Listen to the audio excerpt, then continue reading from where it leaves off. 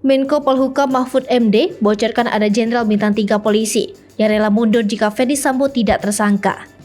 Mahfud MD mengungkap detik-detik proses penetapan izin Ferdy Sambo sebagai tersangka yang menegangkan. Sampai ada Komjen atau Jenderal Bintang 3 yang ancam mundur dari Polri. Detik-detik proses penetapan tersangka Ferdy Sambo oleh Kapolri Jenderal Listio Sigit diungkapkan Menko Polhukam Mahfud MD dalam acara ILC Karni Ilyas seperti dilihat Minggu 14 Agustus 2022. Mahfud MD menyebut ada sosok Jenderal Bintang 3 di tubuh Polri yang menjumpai Kapolri Jenderal Listio Sigit Prabowo dan menyatakan akan mundur jika Ferdy Sambo tidak dijadikan tersangka. Menko Polhukam Mahfud MD menambahkan bahwa sosok jenderal ini sudah mau pensiun, sehingga ia ingin mengakhiri masa jabatannya dengan mengungkapkan kasus pembunuhan Brigadir Yosua ini.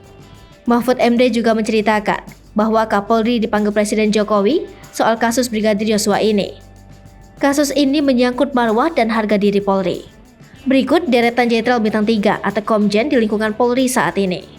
Wakil Kepala Badan Siber dan Sandi Negara, Komjen Sutanto, Kabar Intelkam Komjen Ahmad Doviri, Kabar Eskrim Komjen Agus Andrianto, Irwasum Polri Komjen Agung Budi Marioto, Kabar Harkam Komjen Arif Sulistianto, Kalim Diklat Polri Komjen Riko Amelza Dahniel, Kepala BNPT Komjen Boy Rafli Amar, Kepala BNN Komjen Petrus Reinhard Golose, Wakapolri Komjen Gatot Edi Pramono, dan Kobrimob Komjen Anang Revandoko.